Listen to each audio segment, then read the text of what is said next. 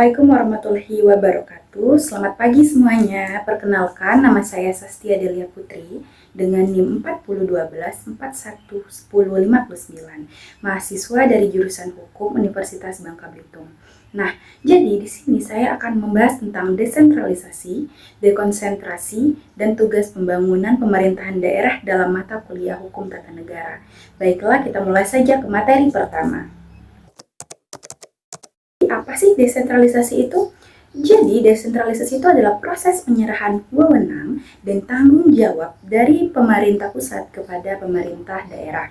Nah, hal ini itu tujuannya adalah untuk meningkatkan efisiensi dan efektivitas pemerintahan serta memberikan kesempatan kepada pemerintah daerah untuk mengelola urusan pemerintahan yang lebih sesuai dengan kebutuhan dan kondisi daerahnya masing-masing.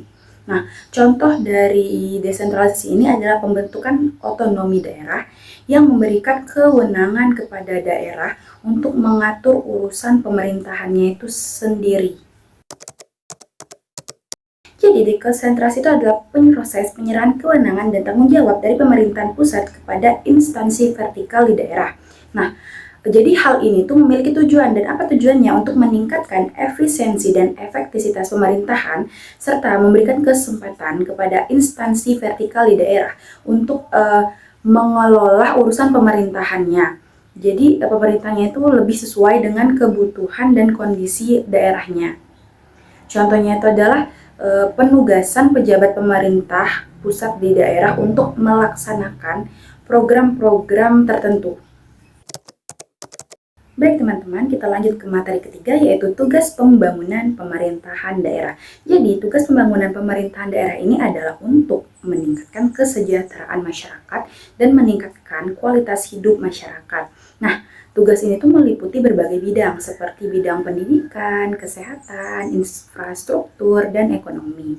Nah, contoh dari tugas pembangunan daerah ini adalah pembangunan infrastruktur, yang dimana pemerintahan daerah di Kabupaten Sleman di Yogyakarta telah melaksanakan pembangunan jalan dan jembatan untuk meningkatkan aksesibilitas antar daerah. Nah, proyek ini melibatkan partisipasi masyarakat dalam perencanaannya dan pelaksanaannya sehingga sesuai dengan kebutuhan masyarakat lokal di daerah tersebut.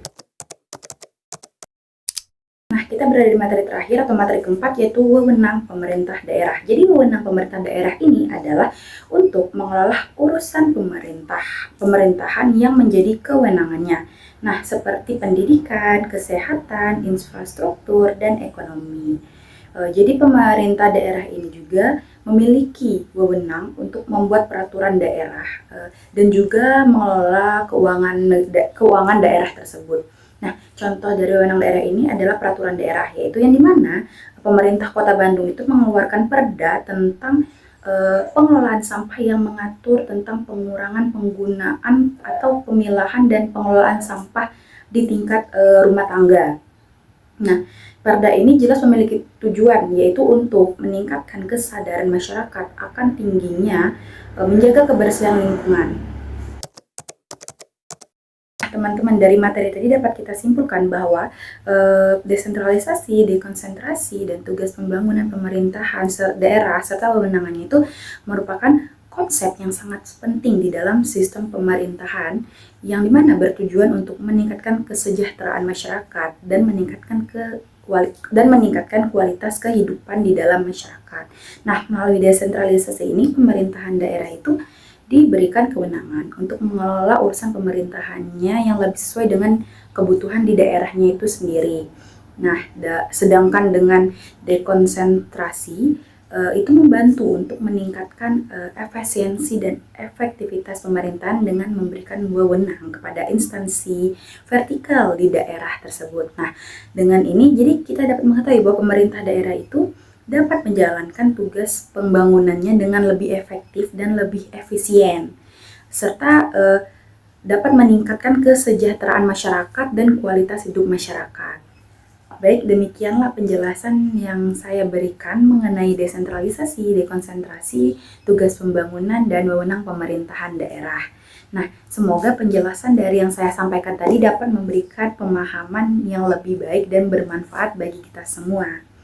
Saya minta maaf kalau ada kesalahan dalam penyampaian materi, karena saya menyadari bahwa masih terdapat kekurangan dari materi yang saya berikan. Untuk itu saya mohon maaf yang sebesar-besarnya, dan saya juga sangat terbuka untuk menerima kritik dan saran untuk membangun demi perbaikan di masa yang akan datang.